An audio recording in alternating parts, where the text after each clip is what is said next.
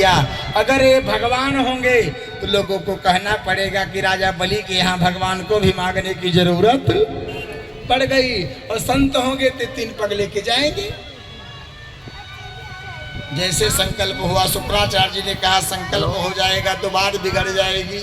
Hello, Shukracharya जी ने क्या किया, कमंडल में जाकर कथा में आई, कथा में सुना, जल नहीं गिरेगा तो संकल्प ठीक है नहीं होगा। ये साथे है। भगवान रावण ने कहा है ओके राजा बलि कमंडल पुराना हो गया है, ले आओ थोड़ा साफ कर दूं। अब बंद कर दे। भगवान ने क्या किया, टोटी लिया, जैसे कमंडल के क्षेत्र में मारा। शुक्राचार्य की एक आंख, गोविंदाय नमो नमः। आंख क्यों फूट गई? तो अब अच्छा सब जानते हो फूटी आंख किसको पता है? शुक्राचार्य की आंख फूट गई थी, सब जानते हो। अच्छा एक आंख क्यों फूटी ये जानते हो? क्यों फूटी जानते हो? ज्ञान विराग नयन और गारी। एक होता है ज्ञान का, एक विराग का। एक से जानना है और दूसरे से मानना है। जो जान के नहीं मानता उस आंख को तो फोड़ दिया ही जाता है। शुक्राचार्य जी जान गए थे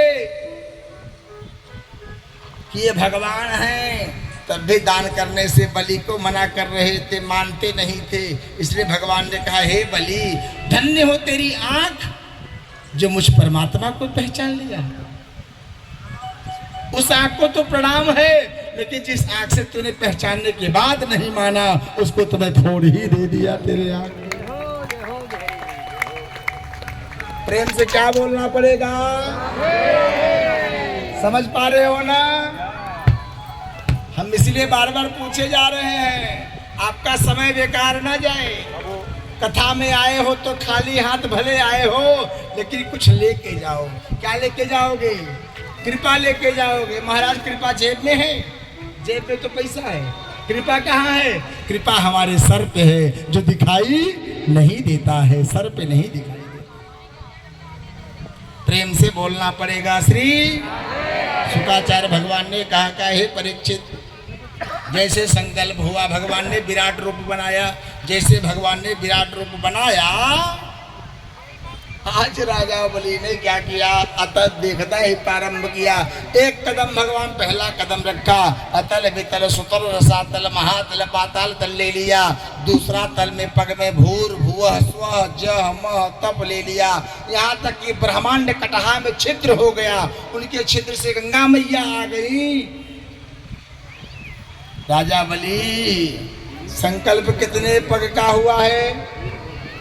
बोलो कितने पग का? भगवान ने क्या किया? 2 ही पग में सब कुछ।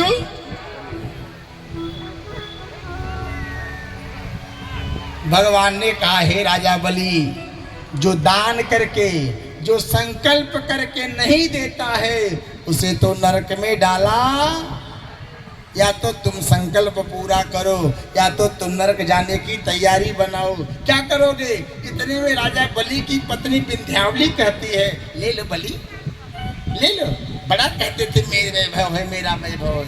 आपका वैभव नहीं है, जिसका था ले लिया वो। ऐसा करो जाकर तू भगवान से कह दो, हे राजन जाकर कह दो कि हे प्रभु ये बताओ भक्त बड़ा होता है, धन बड़ा होता है कि धनवान बड़ा होता है? हाँ दीदी, पत्नी मैंने बताया ना, पत्नी कौन है? जो अपने पति को पतित होने से बचा दे वही पत्नी होती है, वही पत्नी होती है। आज शुक्राचार्य भगवान ने कहा आज उसकी पत्नी ने जाकर कहा, विंध्यावली ने कहा जाकर कह दो भगवान से कि प्रभु धन बड़ा होता है कि धनवान बड़ा होता है? जाकर ऐसे ही कहा। बलि ने कहा हे गोविंद, हे नारायण आप कृपा करके बताइए कि धन बड़ा होता है कि धनवान बड़ा होता है? भगवान नारायण ने कहा धनवान बड़ा होता है। राजा बलि ने कहा प्रभु जब धनवान बड़ा होता है तो अभी आपने मेरा धन ही धन लिया, अब आप क्या करो? पदानि तीर्ण दैत्रेंद्र सम्मतानि पदा मम। प्रभु तीसरा पग मेरे सर पर रखकर मुझ बलि को भी स्वीकार कर लो, मुझ बलि को भी। प्रेम से बोलना पड़ेगा श्री। भगवान ने बलि को भी स्वीकार कर लिया। आज भगवान सुतल लोक का मालिक बना दिया। भगवान बलि के दरवाजे पर द्वारपाल बने रहे। नारद जी ने जाकर लक्ष्मी जी से बताया, हे लक्ष्मी जी, आपके पति द्वारपाल बने हैं, रक्षाबंधन का समय आया। लक्ष्मी महारानी ने क्या किया, राजा बलि को भाई बनाकर राखी बांधा और पहरेदार को रक्षा की बंधाई में मांग लिया अपने पति को। आओ भैया, यह तो सब कुछ प्राप्त कराने के बाद अब आइए हम आपको नवम स्कंद में प्रवेश कराएंगे। नवम स्कंद में कुल 24 अध्याय है। कितना? 24 अध्याय है। 24 अध्याय में 12 अध्याय में आया है सूर्यवंश की कथा, जिसमें आए हमारे राम जी, और 12 अध्याय में आया है चंद्रवंश की कथा, जिसमें आए हमारे श्याम जी।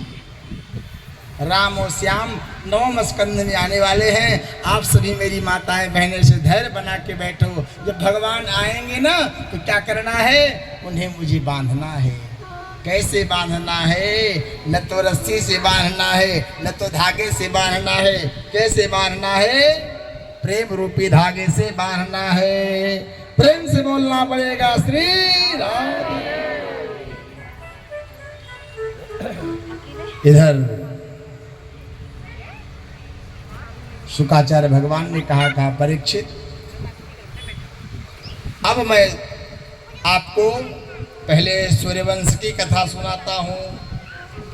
आप लोग थोड़ा ध्यान देखिए। कथा सूर्यवंश की तो बहुत बड़ी कथा है भाई। सुखदेव जी ने कहा परीक्षित, आपको मैं चंद्रवंश आदि की कथा को मैंने श्रवण करा चुका। अब मैं तुम्हें उन सूर्यवंश की राजाओं का नाम बता